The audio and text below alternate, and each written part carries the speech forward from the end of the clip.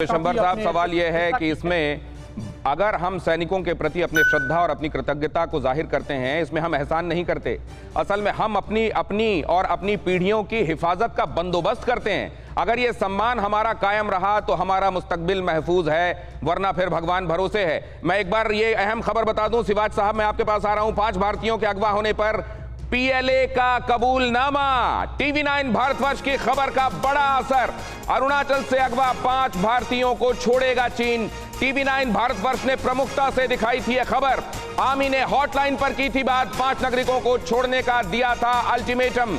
आपको पता है इसके पहले क्या रुख था चीन का? चीन ने कहा था कि अगर हमारे ही टेरिटरी से, हमारी ही टेरिटरी में कोई आता जाता है तो वो भला एब्डक्टेड कैसे है। लेकिन फिर हिंदुस्तान ने उसको समझाया कि वो एब्डक्टेड कैसे है और आखिरकार उसको अपनी हैसियत और भारत की भाषा समझ में आई। और वो 5 लोग जो अरुणाचल से अगवा कर लिए गए थे उनको रिहा किया गया है। टीवी9 भारतवर्ष ने सबसे पहले और सबसे देर तक सबसे प्रमुखता से यह खबर दिखाई थी और आखिरकार उन 5 नागरिकों को जो अरुणाचल के रहने वाले थे छोड़ा गया है और वो सकुशल अपने घर लौटने वाले हैं। 5 नागरिकों को छोड़ने का अल्टीमेटम भारत सरकार ने बात करके, भारत की सेना ने बात करके सुनिश्चित किया था कि उनकी सुरक्षित रिहाई हो और आखिरकार ऐसा हो रहा है। और यह टीवी9 भारतवर्ष के लिए और पूरे भारतवर्ष के लिए राहत की बड़ी खबर है।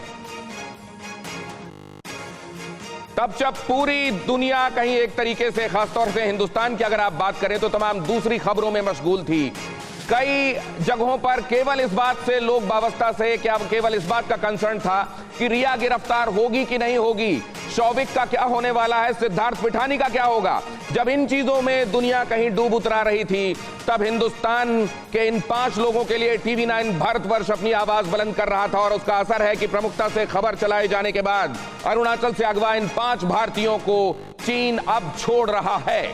और यह जाहिर है हम सब के लिए राहत की बहुत बड़ी खबर है और हमारे लिए संघर्ष के बाद जो राहत है उसके मिलने जैसा एहसास है। मैं इसको लेकर जाना चाहता हूं सिवाज साहब के पास।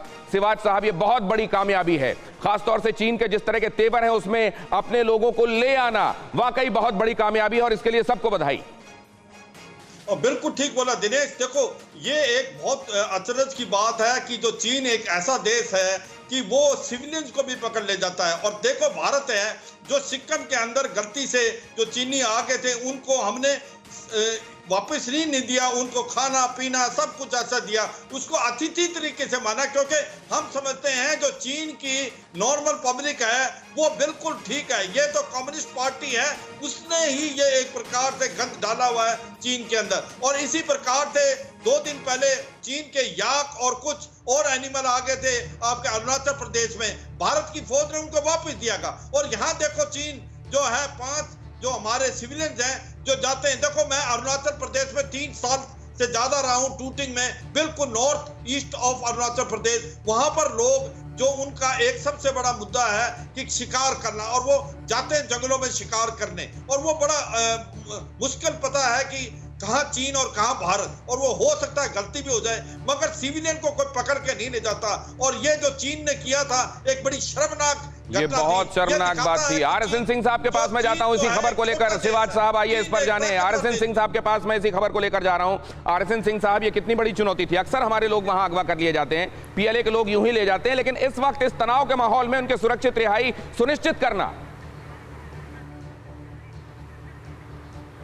हाँ, आपने अभी जो पहले जो वक्त अभी जो वक्ता थे उन्होंने खुद ही कहा कि हमने भी उधर से भी आए थे ना, चीन से सिक्किम में, तो इतनी बात समझ में आती है। लेकिन मेरी आज गुजारिश है कुछ लोगों से कि अपनी मिलिट्री भाषा में थोड़ी परिवर्तन लाए, या डिप्लोमेटिक भाषा में। ये जो ये हमारे याक्स और वो हमने चाइना को नहीं वापस किया था, हमने तिब्बत को वापस किया है। और दूसरी बात कि अभी वो बयान आया उनके फॉरेन मिनिस्ट्री स्पोक्समैन का और वेस्टर्न कमांड के, उसका जो शूली जो है कर्नल शूली, कि हम 1 इंच टेरिटरी भी नहीं हम लूज करेंगे। तो ये टेरिटरी कम्युनिस्टों की टेरिटरी नहीं है, दलाई लामा की टेरिटरी है, विकासियों की टेरिटरी है। तो आप जितना जल्दी इसमें अपनी भाषा और स्ट्रैटेजिक लैंग्वेज में परिवर्तन, लेकिन लग रहा है आरएसएन सिंह साहब, लग रहा है लाभदायक होगा। कि अब जब उन्हीं की भाषा में जवाब दिया जा रहा है तो कुछ समझ में आने लगा